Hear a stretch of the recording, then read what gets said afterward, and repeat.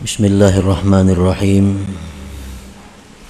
Alhamdulillahilladzi nawwara qulubaz zahidin binuril ma'rifati wal yaqin fatakhsha'a qulubuhum li rabbil alamin.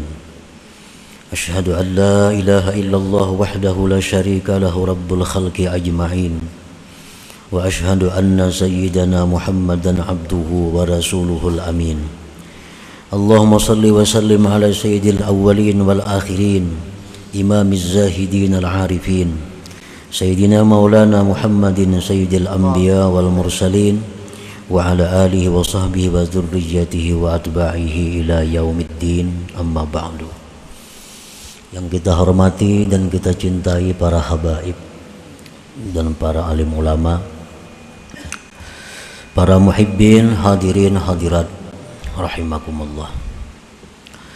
Alhamdulillah, kita panjatkan syukur kehadirat Allah Subhanahu wa taala, yang mana pada malam hari ini di tempat yang penuh berkah dan rahmat ini kita dikumpulkan bersama-sama.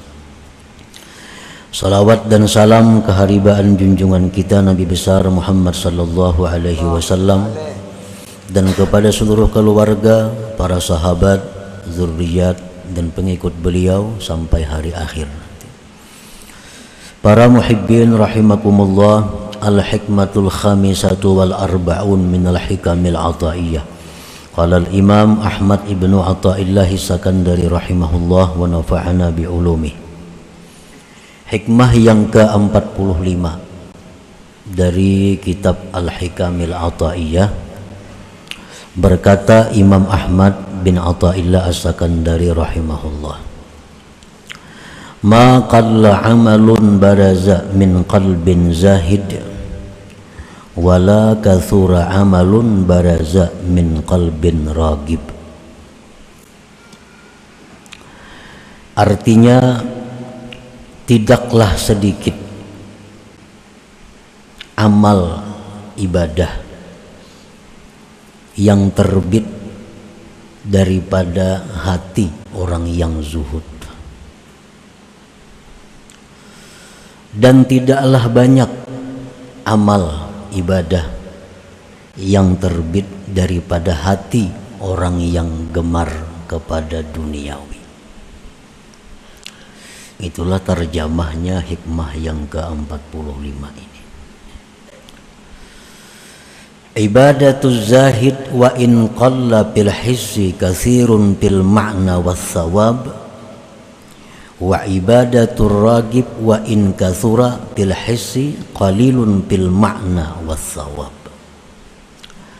Artinya, ibadah dari orang yang zuhud, ibadat dari orang yang zuhud, sekalipun sedikit kelihatannya, tetapi banyak pada makna dan pahalanya. Orang zuhud itu beramalnya sedikit saja, tapi pahalanya banyak, nilainya tinggi. Wa ibadatur ragib, dan ibadat dari orang yang gemar dunia, sekalipun ibadat itu banyak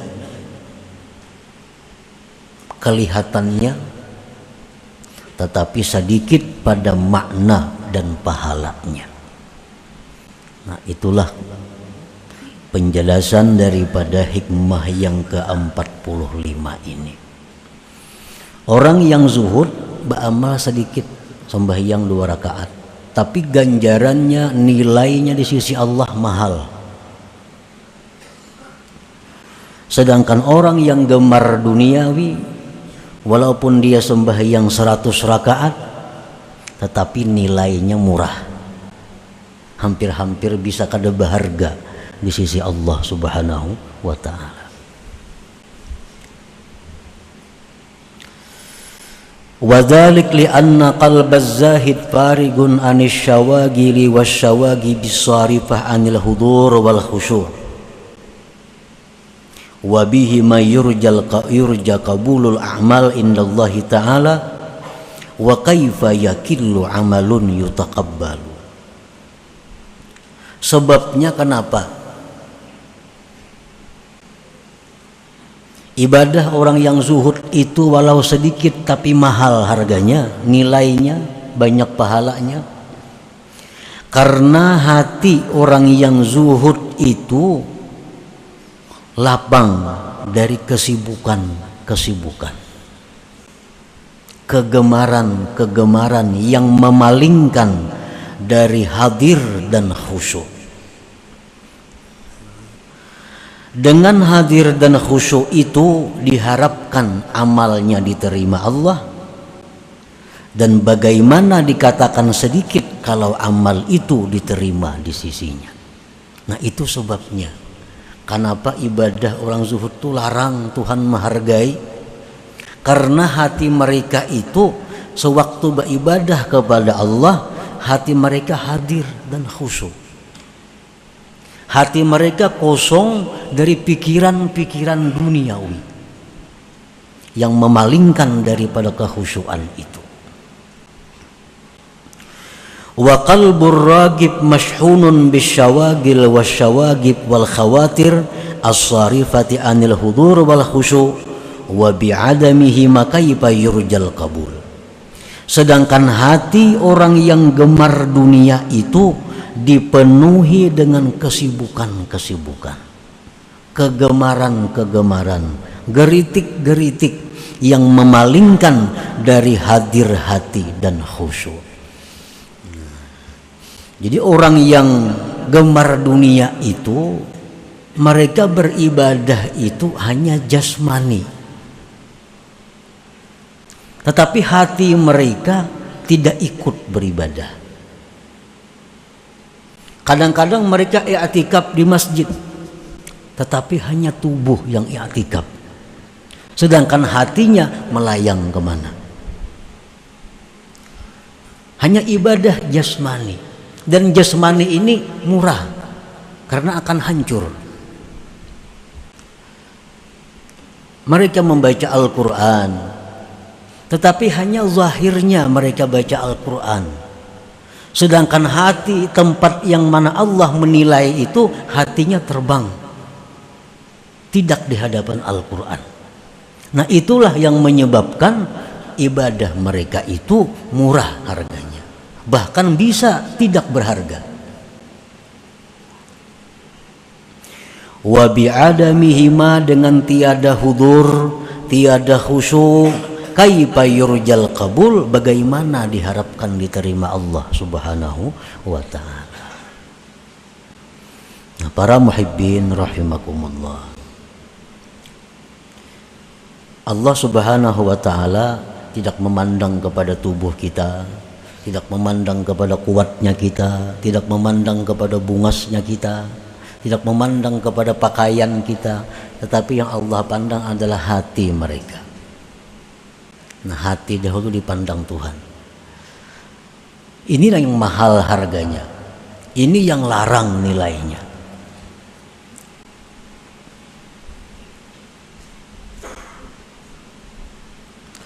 Waqad qala an-nabi sallallahu alaihi wasallam, la yaqbalullah min abdin amala hatta yashhada qalbuhu ma'a badanihi.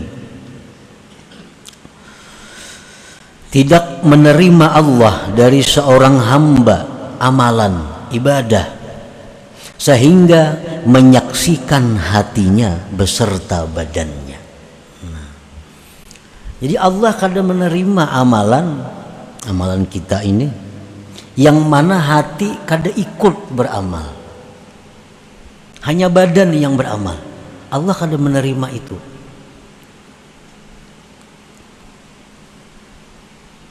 Hatta yashhada qalbuhu ma'a badanihi, sehingga hatinya menyaksikan beserta badannya. Jadi kalau kita misal membaca Yasin,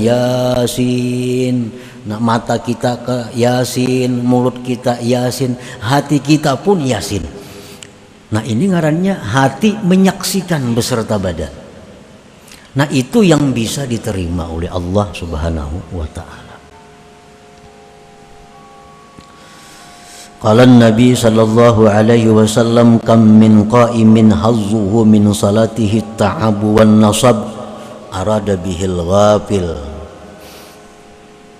Berapa banyak orang yang berdiri sembahyang, tetapi ujar Nabi bagiannya dari sembahyang itu cuma lapah dan susah payah. Berdiri semalaman sembahyang, tapi kada dapat apa-apa, hanya dapat lapah, uyuh. Nah, Nabi menghendaki dengan ini adalah orang yang ghafil, orang yang lalai, orang yang lupa.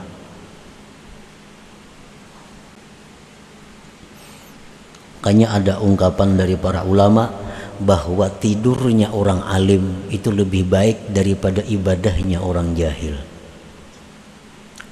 Tidurnya orang alim itu lebih baik daripada beribadahnya orang jahil. Nah, kenapa sebabnya? Karena orang alim ini kalaunya guringnya atas zikrullah.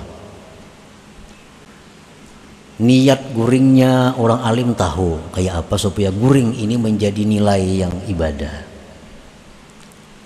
Nah, hendak guring berudu.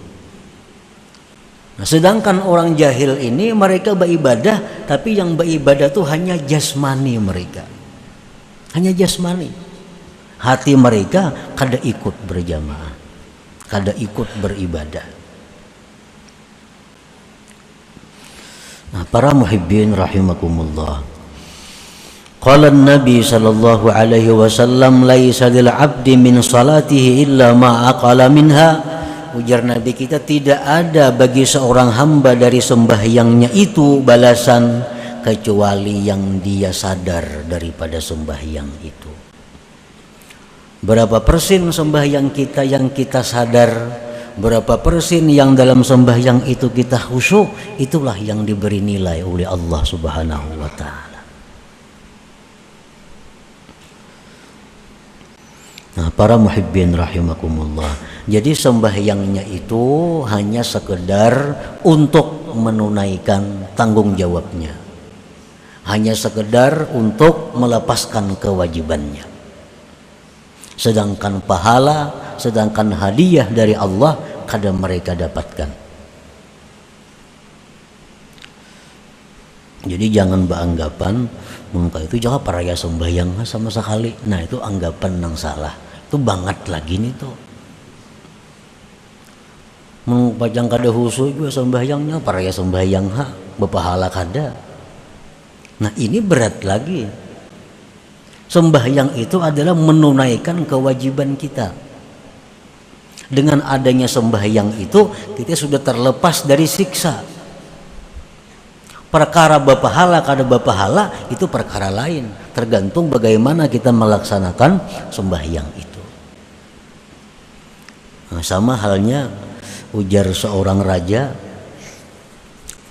ujar raja, tiap-tiap rakyat isuk mesti datang ke istana membawa wadai. Bila kada membawa wadai datang ke istana dihukum.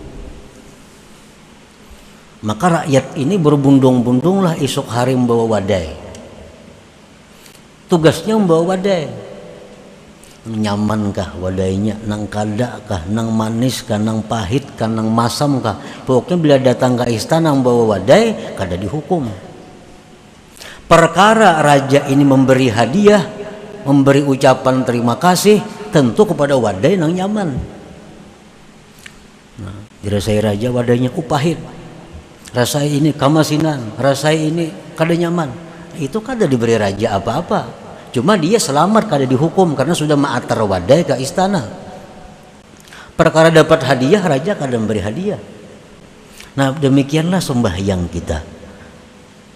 Persembahan kita kepada Allah Subhanahu wa ta'ala. Dengan sembahyang itu kita kada akan dihukum.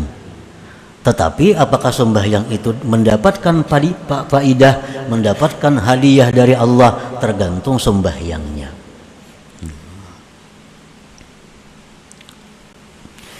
Para muhibbin rahimakumullah, wa bihi ma tasirul a'mal mudha'afatal ajri zakimatin aliyah indallah ta'ala.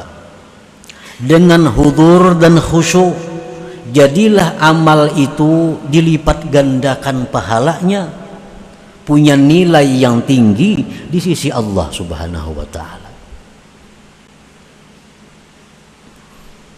Makin hebat orang ini khusyuknya.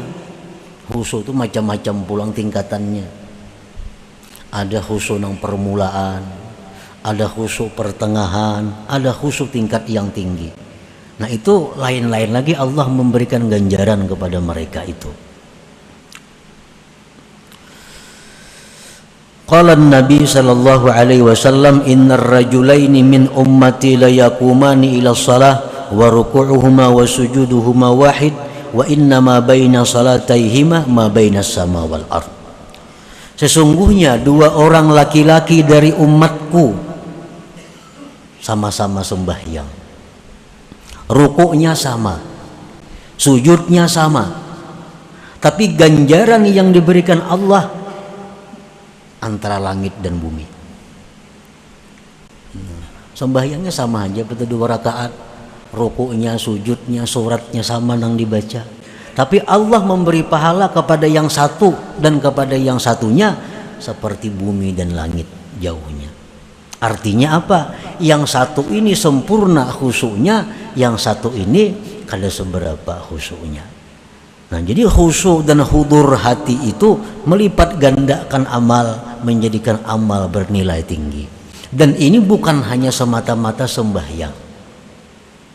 Kita berzikir itu diperlukan juga hudur dan khusyuk.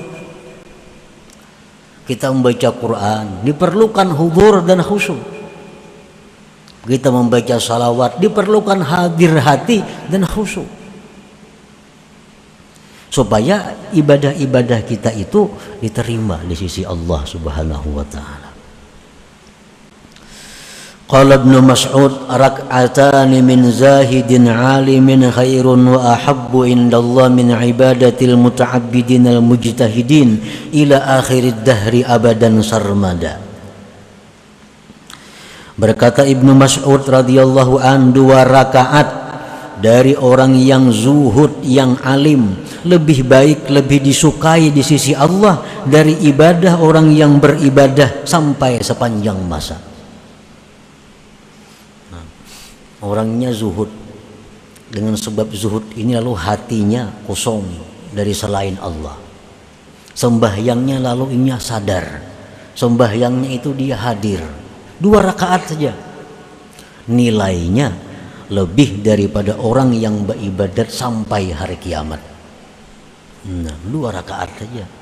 Makanya tadi ujar Imam Ahmad, maqalla amalun baraza min qalbin zahid, tidak sedikit, artinya tidak sedikit, banyak apabila amal itu timbul dari hati orang yang zuhud, dan amal itu sedikit bila mana timbul dari hati orang yang gemar kepada dunia.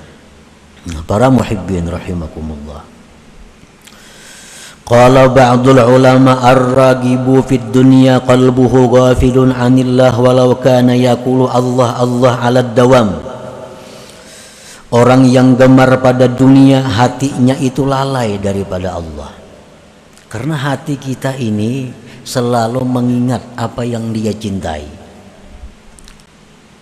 Itu sudah pasti. Hati kita ini selalu mengingat dengan orang yang dicintainya. Bila yang dicintainya ini adalah Allah, maka hatinya selalu cenderungnya ke sana. Bila yang diingat ini adalah duniawi, maka hati pun cenderungnya kepada duniawi. Jadi hati kita ini cenderungnya kepada yang dicintainya.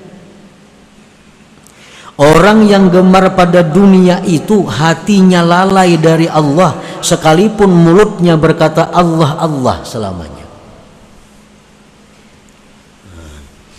Orang berzikir Allah Allah Allah Allah Allah Allah Allah Allah Allah, tapi hatinya lalai, hatinya kemana-mana kan juga. Wazahid fid dunya zakarallah ala dawam walau qalla zikruhu bil lisan. Sedangkan orang yang zuhud pada dunia itu dia ingat Allah selamanya walaupun mulutnya sedikit mengata Allah Allah. amun amalannya kada banyak, kada Allah Allah itu. Cuma hatinya selalu kepada Allah, karena yang dicintainya adalah Allah.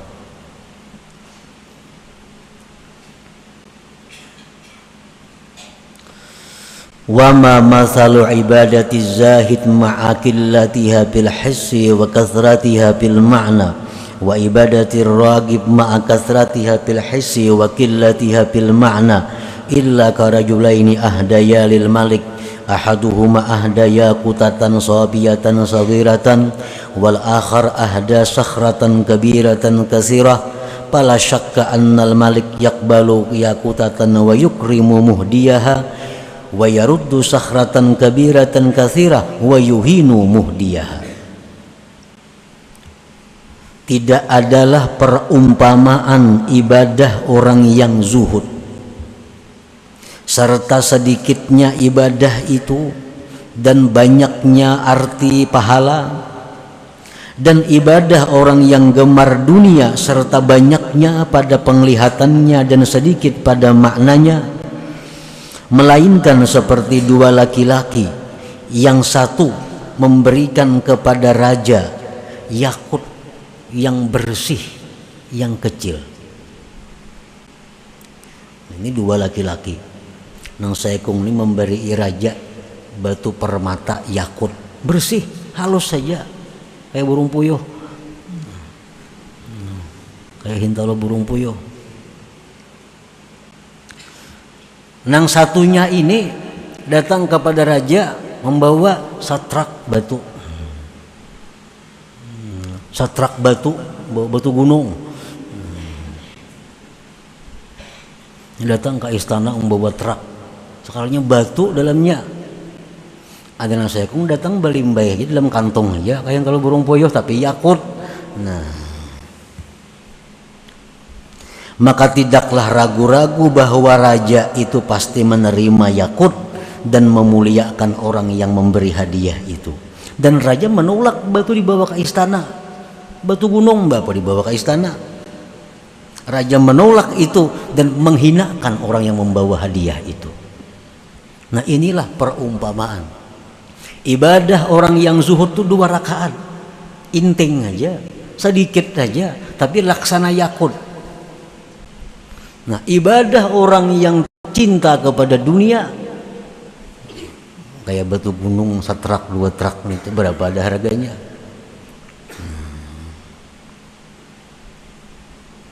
Nah, itulah perumpamaan ibadah dari manusia yang dipersembahkan kepada Allah Subhanahu wa taala. Nah, para muhibbin rahimakumullah. Nah, jadi di dalam hikmah yang ke-45 ini pengarang hikam ini menekankan kepada kita untuk bersifat zuhud itu supaya ibadah kita ini bernilai. Nah, supaya kita itu sembahyang, beribadah lainnya bisa menghadirkan hati kepada Allah Subhanahu wa taala. Nah, pengertian zuhud itu menurut kaum sufi huwa bughdu kulli ma yashghalu 'anillahi ta'ala fayukhrijuhu wa yarfiduhu wa yatrukuhu fasara qalbuhu farigan amma siwallah wa bidzalik yumkinul hudur wal khusyu'. Zuhud itu artinya adalah membenci sesuatu yang melalaikan dia dari Allah. Membenci sesuatu umum, apakah sesuatu itu? Membenci sesuatu yang membuat dia lupa kepada Allah, maka dia keluarkan dari hatinya, dia buang dari hatinya, dia tinggalkan daripada hatinya, sehingga hatinya itu kosong dari selain Allah Subhanahu wa taala. Nah, ini pengertian zuhud itu. Bukan artinya zuhud itu miskin, kada tentu. Bukan zuhud ini harus fakir, kada. Orang kaya bisa zuhud. Karena zuhud ini perkara hati. Hatinya itu membuang hal-hal yang bisa melingahkan, melalaikan dia daripada mengingat Allah. Nah, itu dibuang.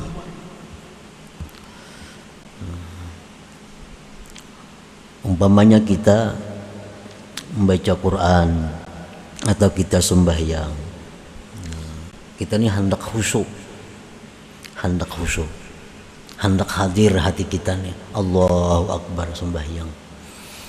Nah, dalam sembahyang ini timbulan macam-macam. Nah, macam-macam timbulan itu ini.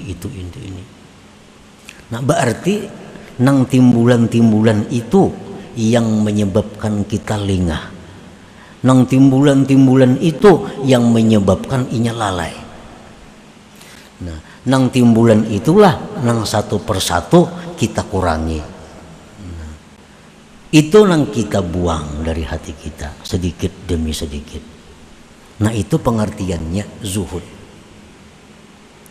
Seperti salah seorang sahabat Nabi, dia sembahyang di sebuah kebun. Sembahyang di kebun.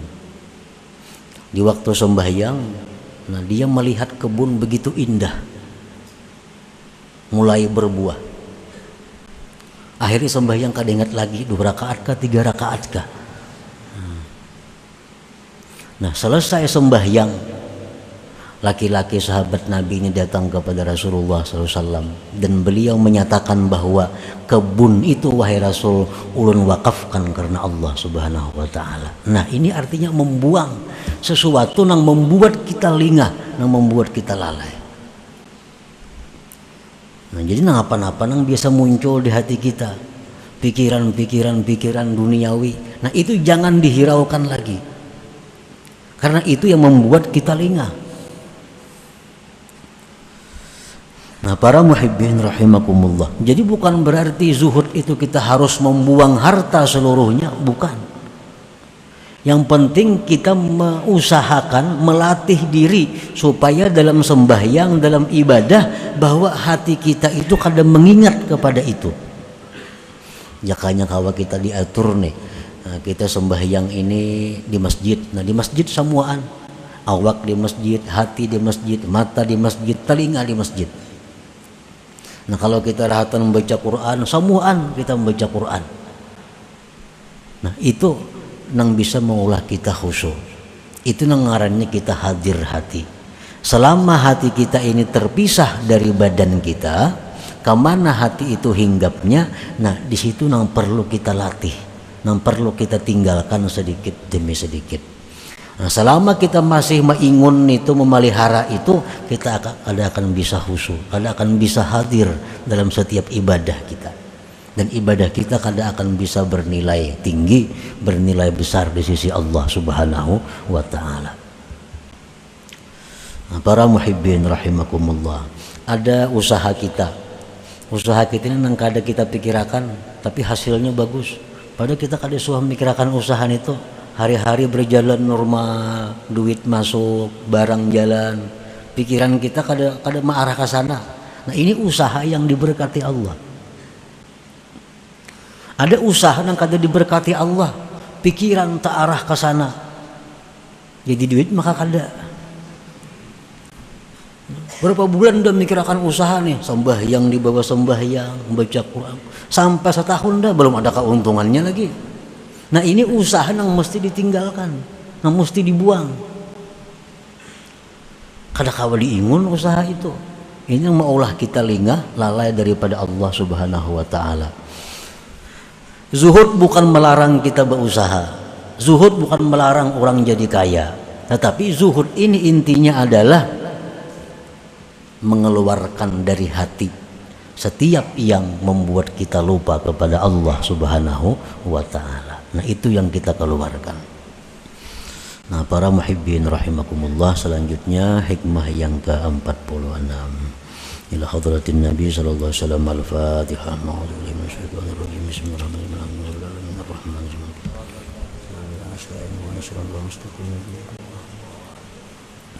Ya Allah biha, ya Allah biha, ya Allah bihusnil khatimah, ya Allah biha, ya Allah biha, ya Allah bihusnil khatimah, يا الله بها يا الله بها يا الله بحسن الخاتمة ويا أيها الرجل منه شفاعة صلوا عليه وسلموا تسليما اللهم صل وسلم وبارك